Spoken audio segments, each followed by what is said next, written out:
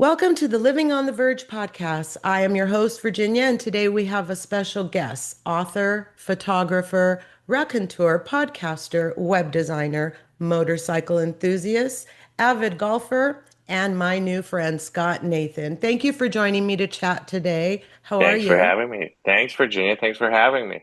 Of course. So listen. Retired web designer, recovering photographer, but I love it. So we met at lunch with a couple of other podcasters, and it was a mhm. very unexpected meeting. I didn't even know you were going to be there. It was Neither did I. a lovely addition to the afternoon. I really enjoyed chatting.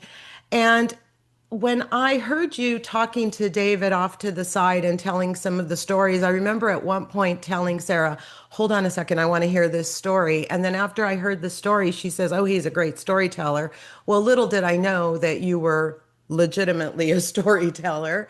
But I thought, God, I'd love to have this guy on the podcast. And I just threw it out there, and here you are. So Yeah. thanks. Thanks for spending the time and taking the time.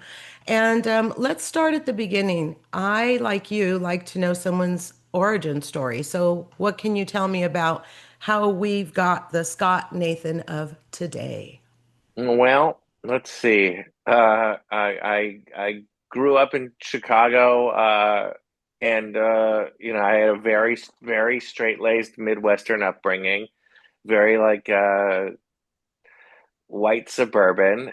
And I've always been a seeking spirit. I've always been sort of attracted to not always catastrophe, but uh, I've always been fascinated by humans. And I've always seemed to be sort of a magnet for them. So throughout my life and all of my various occupations in college and just everything, I it's not that I don't see it coming. I'm well aware of when something is going to be a train wreck, but whereas most people would run in the other direction, I want to watch the train go off the cliff and burn in a canyon.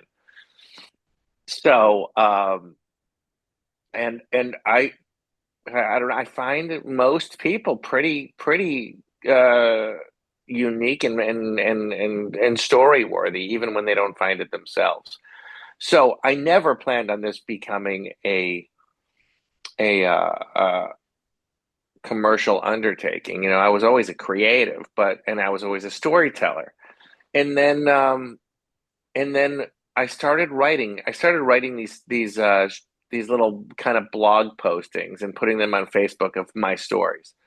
Um, and then they got really popular really quickly. Like after the first four I posted, they were averaging over 100,000 views. And when was this? When about was this? This was like 4 years ago, Oh, 5 years okay. ago. Wow, this is pretty recent. Yeah. And then my girlfriend Amanda at the time goes, "You should put these into a blog."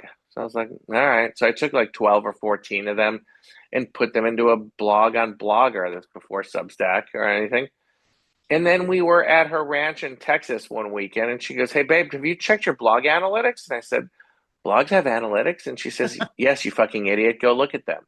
So I go look, and she goes, "How are they?" And I said, "Good, I think." And she goes, "How many reads?" And I said, 1.4 million. Oh, shit. And she goes, "Really?" I go, "Really?" I go, "Is that good?" She goes, "Yeah, dude, that's good." Yeah, that's good, Scott. So then I continued writing them, and then one day my friend's daughter says to me, "You should do these on TikTok." And I said, "Listen, I don't lip sync songs, I don't dance, I'm not, I'm too old for TikTok." And she says, "No, no, there's old people on there too." And I said, "Thanks, kid." So I went and told one no holds barred story on TikTok, and I got 100,000 views. And I didn't, and this is not in a linear fashion, but basically I did another one, 250,000, another one 500,000, another one 1 million. Then Wow. then all of a sudden I get a call from Heather McDonald, who I'd never heard of, producer, asking if I'll come on the show.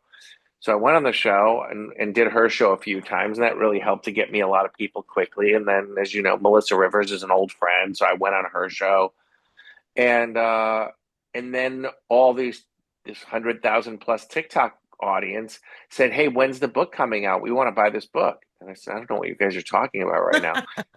And they're like, "You need to write a book." So I got out the old broom and I swept some stories into a Yes. pile, and I made this big book of bad decisions. And I crowdfunded it, and it funded on like the fourth day, which was amazing.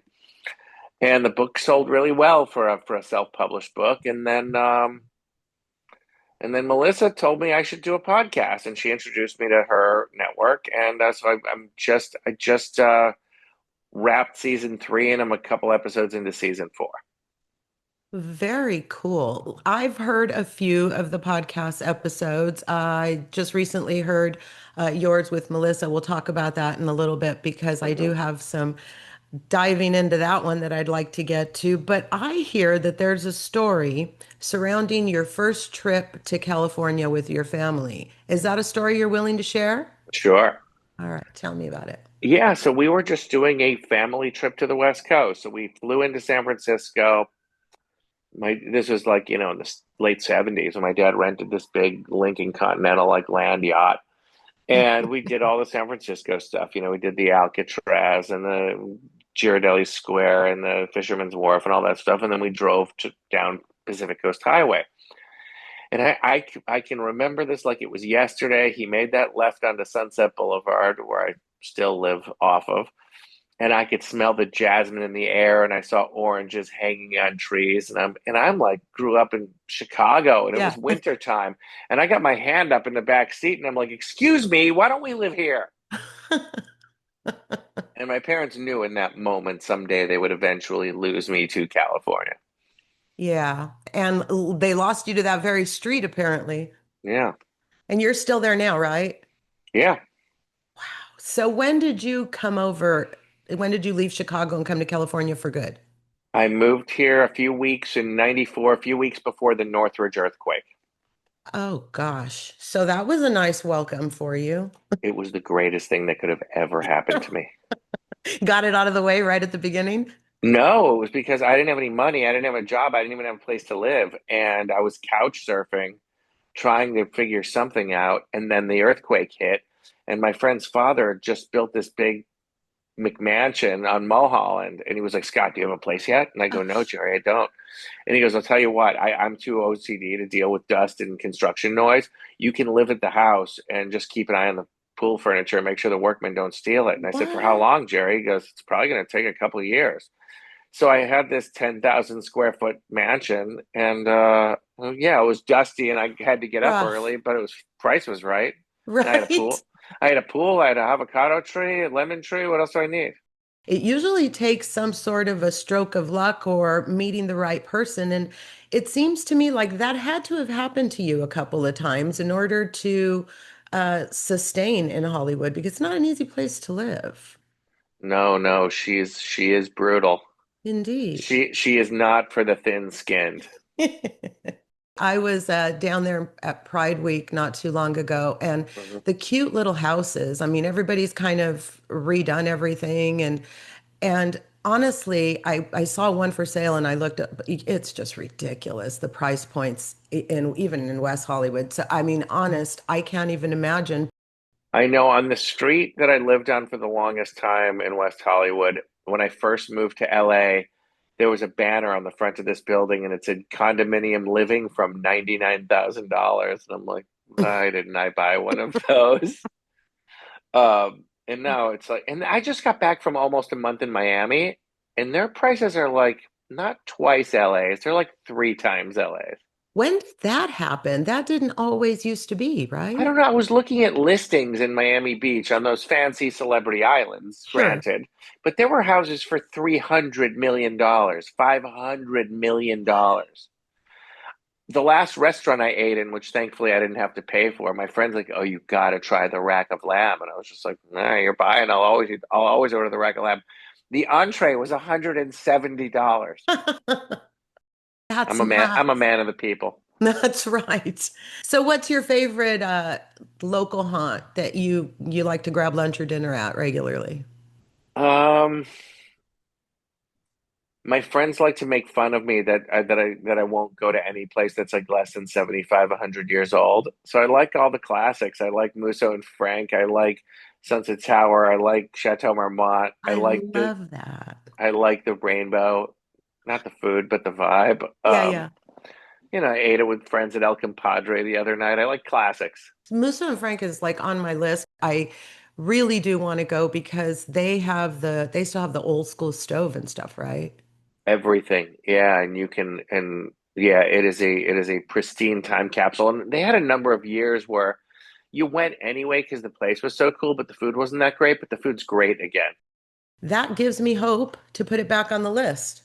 Yeah, I don't even really drink much anymore, but when I go to Musso and Frank, I will always get a gin martini. I was gonna say, don't they do the little side thing that they give you with a Yeah, they do the little sidecar. My order is the Bombay Sapphire Martini with blue cheese stuffed olives. I think it's the only cocktail with saturated fat, which I dig. yeah, which is right up my alley. It's fine. Yeah. Okay, so one of the things that I really found charming about you is that you honestly don't take yourself very seriously. You come across very down to earth, very level-headed, kind of open to everything and everyone. Have you always been that way, or is that something that Hollywood brought about? I mean, it's easy to be humble when you've been humbled as much as I have. You get look, everybody gets the crap kicked out of them in life. And the more it happens, the luckier you get. But I mean, I was always pretty level-headed, but I was a brat when I was a kid. Like if you had give me, say, I don't know, it could be 1,000 of them.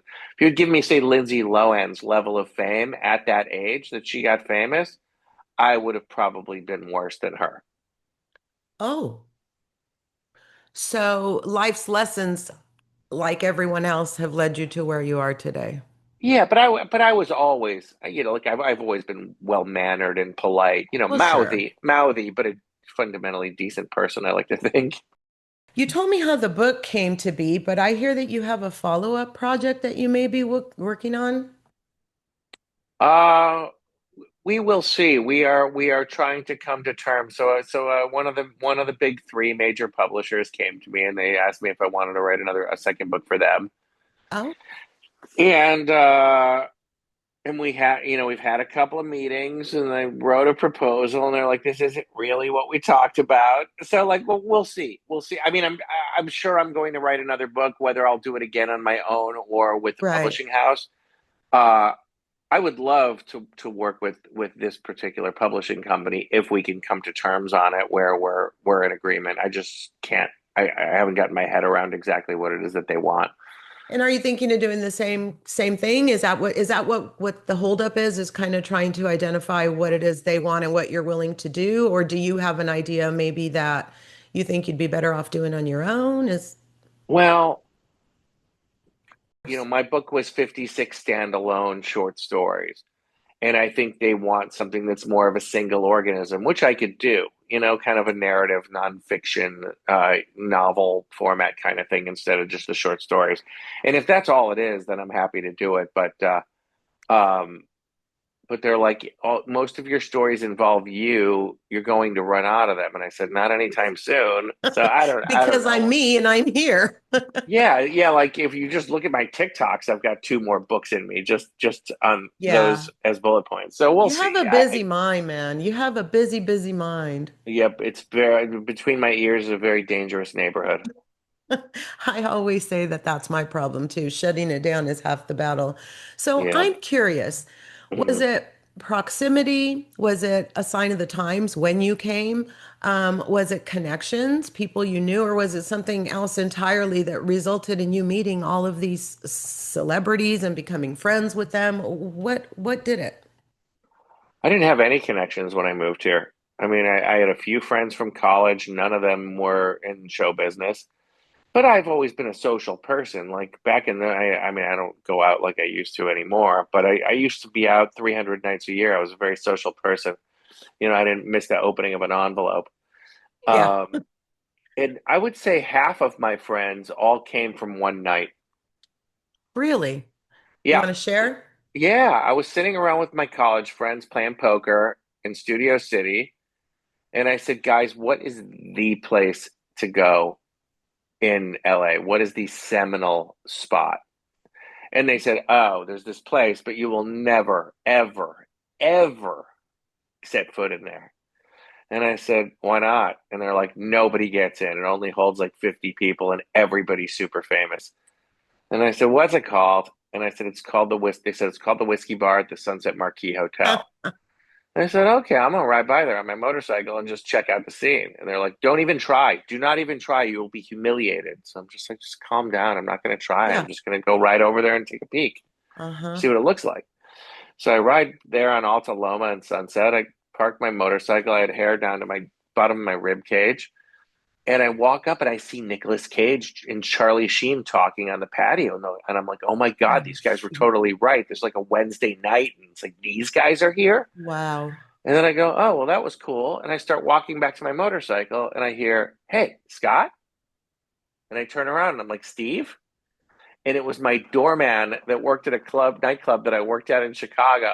Oh And he no. and he goes, Wow. what are you doing here? I go, I just moved here. He goes, oh, dude, this is the place. And I go, I heard. I go, what do you do? He goes, I'm the door guy. He goes, you want to come in? I was like, hell yeah. And because of that one night, I would say yeah, more than 50, maybe 75% of the people that I know in LA came from going to the toughest door in town, which was turned out to be the only door I could get in town when I first got there. And I met everyone there. The only one you needed apparently, and it was like kismet for it to happen, for you to go down there and for And you it to was see just, Steve. yeah, and it was just crazy there. Like you go there and it's like the Rolling Stones and Jeff Beck and Rod Stewart and the Smashing Pumpkins and the Black Crowes and Leo and Toby and like Paris and Nicole and that whole era and nobody else. Wow. So I was just watching The Dark Side of the 90s, and I Hmm. saw I don't know if you've seen it, the episode on the Viper Room. No. Were you around during those days? Um, I went to the Viper Room, like, but I did not go before River Phoenix's death. So, but it's So still, in which I don't know if you saw, but I had a guest on who was with River Phoenix the night he died. no, I didn't. I didn't see that. Yeah, my friend Paula was with him that night, and Paula Williams. She was And just on this episode. on which episode? I think she was on the episode of this show that I was just Oh, watching. she might Yeah. have been. She didn't tell me, but yeah, no. When I was going to the Viper Room, like it was when Johnny Depp still owned it with Sal Janko, who's still a friend of mine. Sal and Johnny were partners. They grew up together in Miami. Um, and there was this woman who was an agent, who was Johnny Depp's agent, who went to my high school, and I didn't know her very well, but I got to know her a little bit here. So she hooked me up at the Viper Room, and this is a golden age of the Viper Room where it's like they had these secret shows that if if you Mm-hmm. knew, you knew, and it's like Prince played there and Bruce Springsteen played there, and Dying. I went to Katy Perry's showcase record release party was there in the Pumpkins, and it was so cool. It was such a great era, and because of this Johnny Depp's agent did not like going out at night and did not like live music, she permanently had a booth, so I took her booth, +3 for every show. Wow, that's so cool. Yeah, You so must. dumb luck on the nightlife stuff. Just Yeah. dumb luck. Had I not gone that night, my life would be vastly different, I'm sure. Isn't that something? My Yeah. goodness. Yeah. So we've talked about your friendship with Melissa Rivers, and I know you know a ton of other people in Hollywood. Hmm. For me, Joan Rivers would have been a dream interview. I've loved her since I can remember. I mean, I remember sitting around the corner as a kid, having supposed to have been in bed hours before, watching her guest with Johnny Carson and just thinking, God, Same. Yeah. this woman's amazing. One of these days, if only, what a great thing to say that you got to meet her. But now you're still really good friends with Melissa, and she just got married, right? You were at the wedding? Yeah. Yeah. I went to the wedding in Wyoming. And I hear you really like her husband, Steve. I love Steve. Sounds like you two get along really well. I did listen to that podcast episode, and I could tell just from the conversation that you guys are still really, really close. Tell us something about her that we might not know, or give us something that you would like for us to know about her. About Melissa or Joan? No, about Melissa. Melissa is, and I've known a lot of celebrity spawn in my day. And they're all good people and I love them all, but Melissa is without a doubt the most down to earth. She is the least sort of celebby. Like, she's very self-deprecating. She's She gave very me the impression that she's not afraid to just tell it like it is either. No, but she's much more measured than her mother, and I'm more like her mother. Like I will let it fly, where she'll whisper something that's really messed up and appropriate, but I'll say it But like, you'll and her say it out mother would say, loud. like I did a video that I'm not going to paraphrase here on TikTok today, and it was pretty brutal, and I just and saw it. oh yeah, and Melissa goes, my mother's smiling. I love it. She would have been smiling, absolutely. Hey, we say what we say. That's what I'm saying. The things that are living in between those ears of yours are fascinating. I know so little about TikTok. I know that it's the place to be, but I just feel like I've aged out of it and I don't really want to learn anything new. And everybody I Fair. talk to tells me that that's where I should be going. But I think David and I are the last holdouts. Yeah, David was not. We discussed it. He was on my show. We discussed it. He's not interested. He's not feeling it at all. And And Sarah said that's the way to go right now, but I just don't know. yeah, I mean, look, the only reason I didn't plan on being on it either. If had I not hit in the first few tries, like I probably would have promptly left. But then, it's like once you start, when you get some viral ones, you can actually make good money from them. Yeah, no, you were And onto something. Why not? and like, YouTube is much harder to catch engagement. YouTube pays a lot better once you do have engagement. So like my Jay Leno episode killed because Jay Leno's very YouTube, and that covered a few months' rent. But Yeah, most of my podcast episodes are not Jay Leno. this is Sometimes they'll true. have 60 views, 150 views. It's hard to get those like six-figure things that you'll get on TikTok. So it's just, I guess it's just hard to know what's going to catch fire, and you just Yeah, and got to I be don't ready and I for don't it. know and I don't know which guests people are going to care about. Like I try not to lead with celebrity. I try to lead with storytellers. And I mean, obviously, there's a big advantage to having people with reach because it helps the numbers. Of But course. I didn't know. So my philosophy is I interview people that I find interesting with the hope that other people will find them interesting. And sometimes it works, sometimes it doesn't. Like I had my friend who's the CEO of Ducati Motorcycles, who I think has an incredibly interesting I story. listened. It was compelling, and I know you made the comment that you didn't know if it was going to hit the demographic that is normally following. Yeah, and I did my friend Snake Sabo from the band Skid Row, and I was just like, are people going to care about an '80s metal guy? And that one killed, and it got articles written about it. And then I did Tracy Guns from Guns N' Roses, and I was like, he was in the very beginning of Guns N' Roses, and he was in all of LA Guns. Will anyone care? And that got articles written Oh about yeah. it and did really well. So I guess the old rockers and I do well, but I just never know. I interviewed a couple of YouTubers, like a famous hacker. I did a famous like yacht. This young girl, this 25-year-old girl, who circumnavigates the globe on a sailboat. I haven't posted that one yet, but I was like, I Wow. think she's interesting. She has a big following, so I don't know. I'm feeling my way out, just like you are. I like it. I like that you're not afraid to go, to zig when you were zagging earlier because, we are hearing compelling stories. We're spending our time doing something that we like to do. And Mhm. what, there's nothing wrong with that.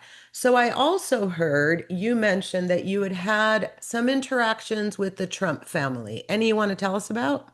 A bit. I mean, uh, I did. Let's see who the first one I met was. I guess Ivanka. So I first met Ivanka, Mm. turn of the century. Like I let's love that call we it could say that. call it early '90s. And a friend of mine, who I'm not going to name, was dating her, Okay. and I thought she was kind of cool. And then I ran into her again at New York Fashion Week because a friend of mine coincidentally was her agent, and we were backstage and we watched her walk in a runway show.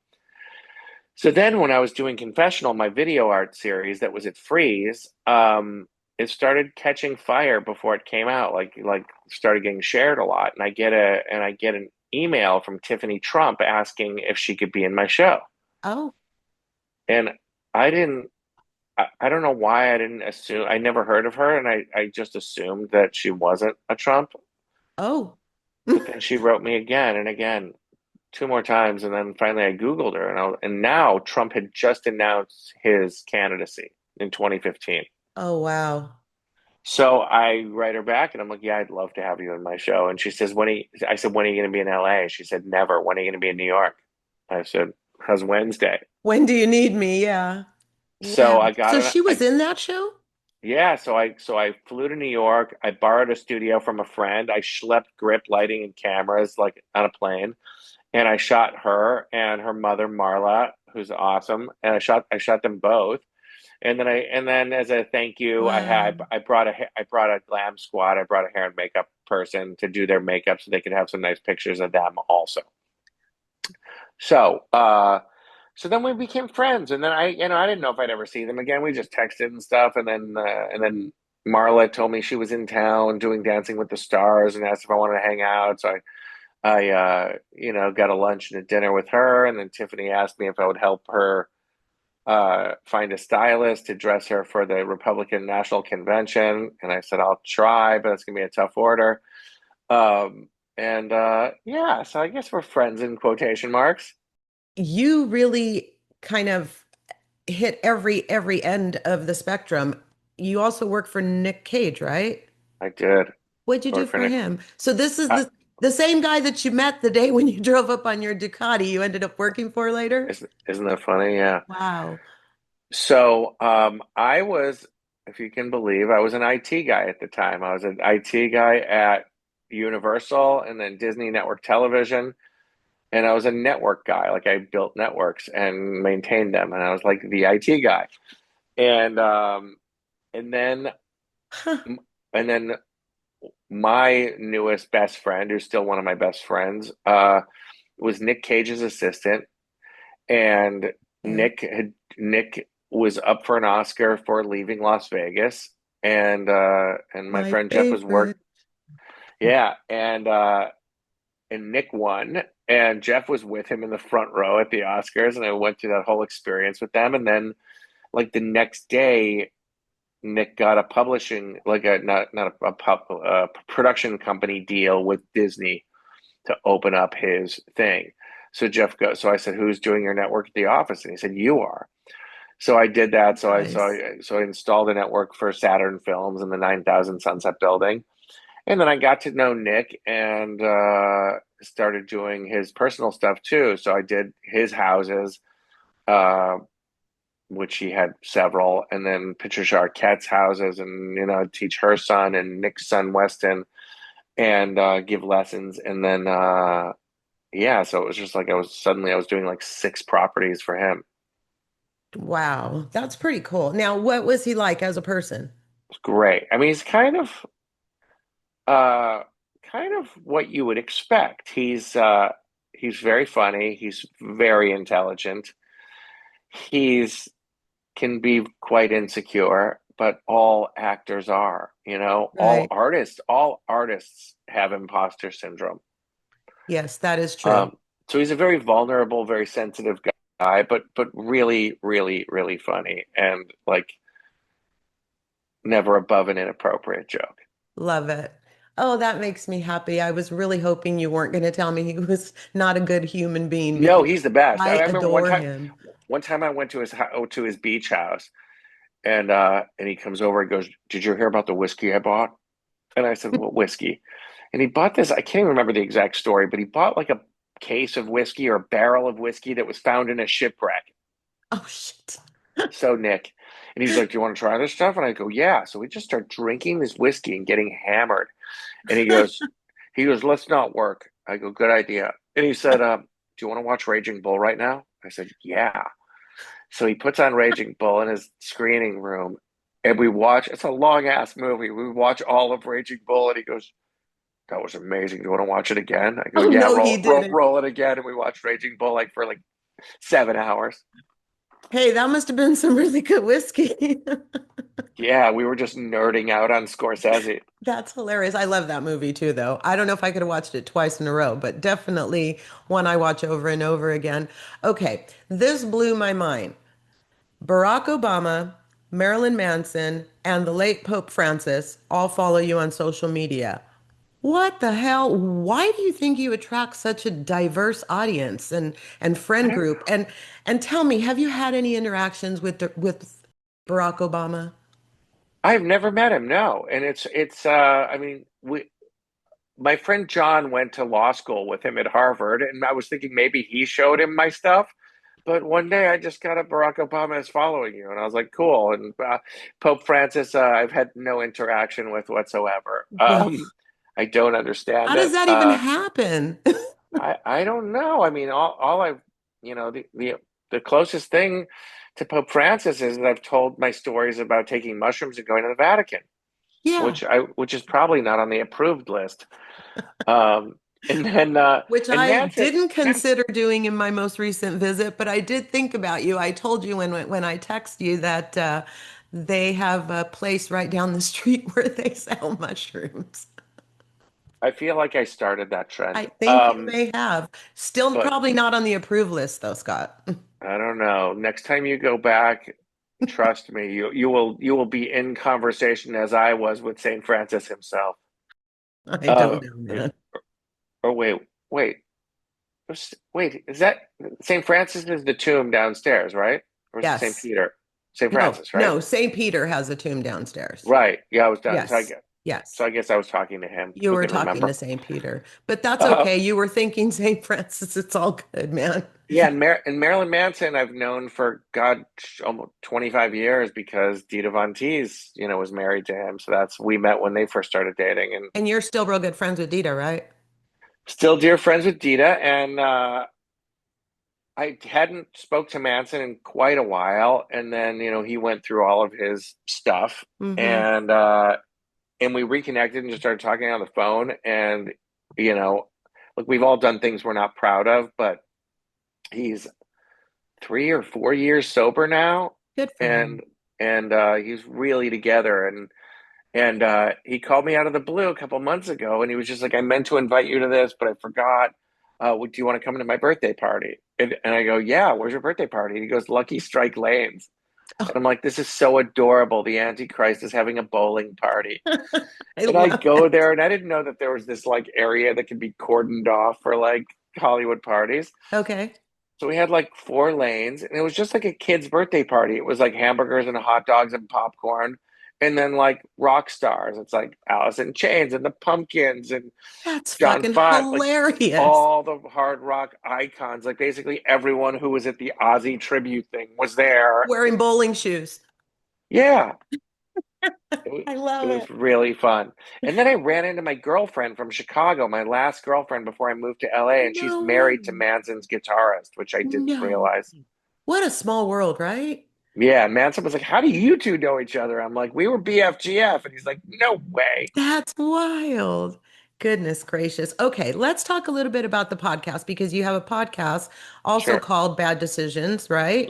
Hmm. And you said you just finished your third season and you're starting on your fourth. How are you liking podcasting?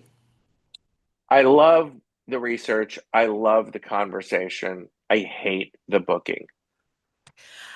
And it's so funny that you say that because it leads me right into my next question. What advice can you give to a new podcaster that isn't well connected, that's trying to establish themselves and make connections and grow without alienating people or coming across as thirsty? Because it's really hard to follow up and not come across as a total asshole when you're just trying to get them on your podcast and you're a I, relatively nice person. I think the key is to have a lot of balls in the air. You'd be doing a lot of outreach to a lot of people. Like I reached out. I wanted a particular front man to a legacy rock band on my show. Okay. And I had already had the drummer on the show because he was a kid that I grew up with, but I wanted the front man. And I reached out to PR, and they're like, "You can have the keyboard guy." And I'm like, "The guy's been in the band for 5 years. No, I don't want the keyboard guy." And they're like, "That's what you can have." So it's just like I didn't burn the bridge, but I'm not taking the. I already had one sideman on who I only had on because he's my friend, and Right. he's also famous for being a drummer too. But But that's not who you wanted. We kind of get pigeonholed into this segment of society that is just out to ruin everybody's lives, and I don't see it that way, do you? Not at all. And look, I do know not a ton, but I do know some A-listers, and they know what I do, and I'm not going to make it awkward for both of us. Like, my friend that's like the star of a gigantic network TV show and has been famous for years. If she wants to do me a solid, she can be like, "Do you want me on your show?" But Ex- I'm not going to make it weird by asking her to come on as a favor. Yeah, and so that's really also good advice is like know when to say when. But knowing not to ask is probably why you have the friends you have. Yeah, and I never really ask people like there's there's just people. Look, I've known Katy Perry for 20 years. I would never ask her to come on my podcast. She probably wouldn't do it, but I just wouldn't ask. Makes sense. So I put out a podcast episode, and I won't bring it any more attention, but I get a phone call from my son, and he says, "This is cancelable." And I went, "Oh, okay." So that brings me to what I want to ask about cancel culture. How does it affect what you do, what you say, what you don't say? Where are we at with all of that? Because I thought it was behind us. Oh, I've never played into that. I'm gonna say whatever. Look, what are you gonna cancel me from? I don't even have a job. Um, First of all, second of all, I think. I don't think it's binary. I don't think it's like on or off.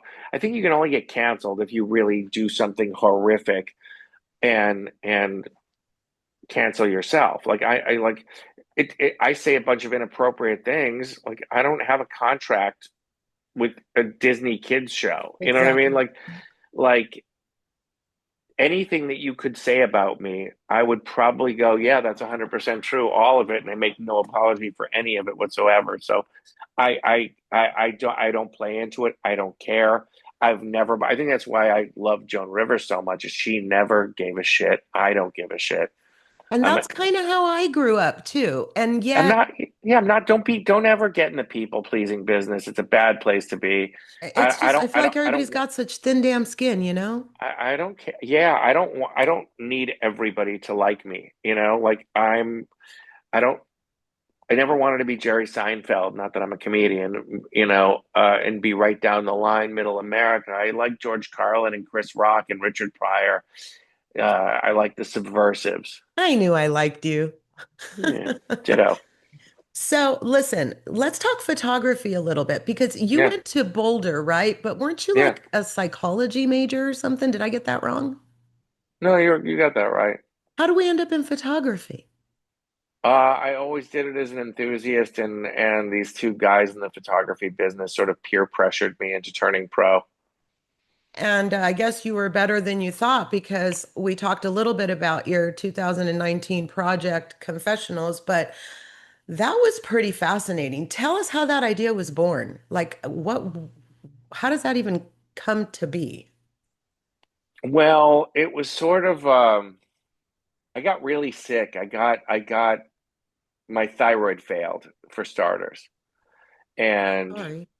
when that happens, I didn't even know what a thyroid gland did until mine failed, and it's your entire metabolic gas pedal. So when you're low, your brain doesn't work. You're sleeping most of the time. You're non-functioning. But I still had a need to create. So I was like, what can I do where I can shoot, but I it's not going to take me more than a couple of hours a shoot. Okay. So it started there. I was like, let's do something that I can do in a small Yes. space. That's why I did something with a black backdrop, so I didn't have to separately light a background. Smart. And I can't afford hair or makeup or wardrobe, so let's strip all that artifice away. Now what do we have? And I'm like, well, I'm not. People have done the photograph.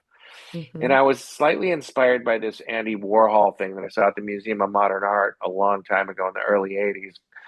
And it was called Screen Tests. And he got like a bunch of society people to just stare into a camera for the length of a Super 8 roll of film, which is only 3 minutes maybe. Okay. And they were interesting, but not enough happened in them because anyone can hold it together for 2 or 3 minutes. Right. So I decided, let's stretch that out and see what happens. And so I made mine 10 minutes, which at the time was the limit of what a Canon professional camera would record. Okay. So it wouldn't have to pay the cinema camera tax, if that makes sense. It was a weird loophole in the law that would click off after 10 minutes. So I started doing these and not telling anyone about them. And I did like 50, 60, 70 of them. And then I was with it meeting this photo agent and I had my iPad with me and they said, "What are you working on? Are you doing any personal work? It's important to have personal projects." I said, "I'm doing one. It's weird." And she said, "What is it?" And I pulled out my iPad and I handed it to her. Hmm. And it was all these austere black and white videos of these women crying naked. And I just kept going, and I ended up doing 118 women over 5 years. That's And then we wild. had the big show on the I Love Lucy stage at Red Studios, and it was cool. And it might be making a comeback. I've been in talks with a gallerist out of Austin who wants to do a touring show with it. Oh, you'll have to invite me to that. That sounds like such a fascinating thing to see. I For mean, sure. the human condition stripped down and raw, like Yeah. what's better than that?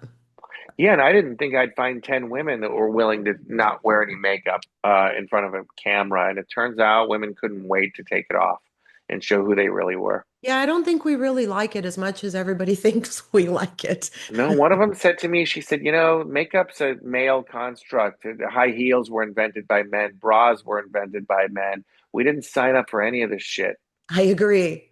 Whoever Yeah, that is, I love her. Yes. yeah, Okay, I want to switch gears. Do I have this right? You play the guitar? I do. Okay, I have a son that plays the guitar and he's obsessed. Tell me, how did that come about? Tell me about any great jam session stories, and then tell me what your pride and joy guitar is. Um, how I got into guitar playing was a kid I grew up with, and he showed me a few licks, and then I started taking lessons from the same guy he did, and we just got into it. I never got to a professional level, although I've played with pros here and there for fun. Um, Yeah, you've had to have had some good jam sessions over the years. I have. Matt Sorum, the drummer from Guns N' Roses and a bunch of other bands. I used to go over to his house and we would jam, and that would always be cool. And one night he and I were jamming, and then like the bassist from AC/DC showed up, and I'm like, I'm getting in over my head really quickly. Yeah, I love it when that And, happens. and we played like 10 classic rock songs, and then I was kind of out of gas. I like didn't know what else to play. And when you're the guitar player with a bass player and a drummer, it's kind of on you to come Exactly. up with it. So I called James Valentine from Maroon 5 and begged him to come over and take my place. So he did. Well, that's a cool story. And now do you have a baby? Guitar? Mm-hmm. Yeah, I've got a Les Paul that I got when I was 17 that I still have. Yeah. I That usually hear the Les Paul is that's my son's favorite too. It's just got its own sound, right? yeah, and it's funny, it's the one I play the least because I've kind of played the frets off of it and it needs a fret job, but it usually stays in the case. But maybe it'll dust it off again one of these days. Yeah, you'll have to do that. You'll have to do that. You also love motorcycles. We talked a little bit about the Ducati podcast episode that you did, and I listened to it. I actually thought it was quite entertaining. And Thanks. but I also hear you collect old Harleys. Is that true?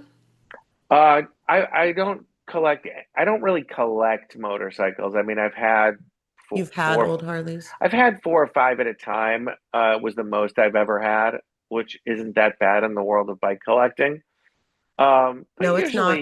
usually one or two. But I've had a bit of everything. I've had some Harleys. I've had some Italian, German, Japanese, and my most beloved was English. It was a '72 Norton Commando, and No. I rode that for 14 years. Wow. Yeah, my husband has a Road King and we try to get out every now and then. Do you still ride? I was riding, and then an old Russian lady ran my motorcycle over in front of Cedar Sinai when I was in a dermatologist appointment. So I am currently bikeless, Oh no. but Jeez, maybe one jeez of these days Louise, I'll get that's a another one. bad day Yeah, for and both she of you, didn't, I guess. and she didn't have insurance, of Oh, course. jeez.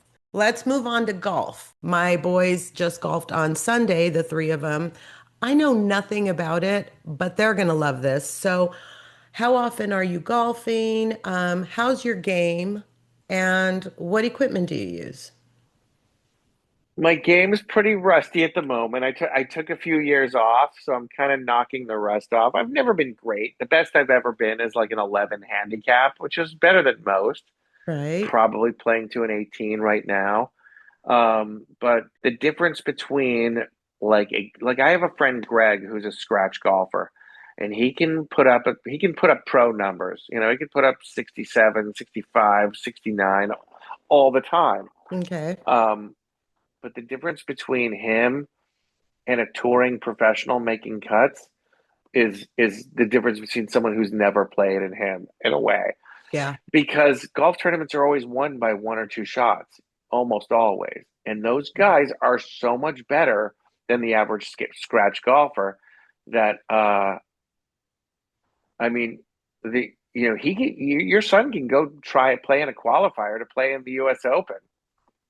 Anyone can. That's what's so democratic about it. The It's hardest thing about golf isn't shooting a low score; it's shooting it 4 days in a row without making a right. mistake.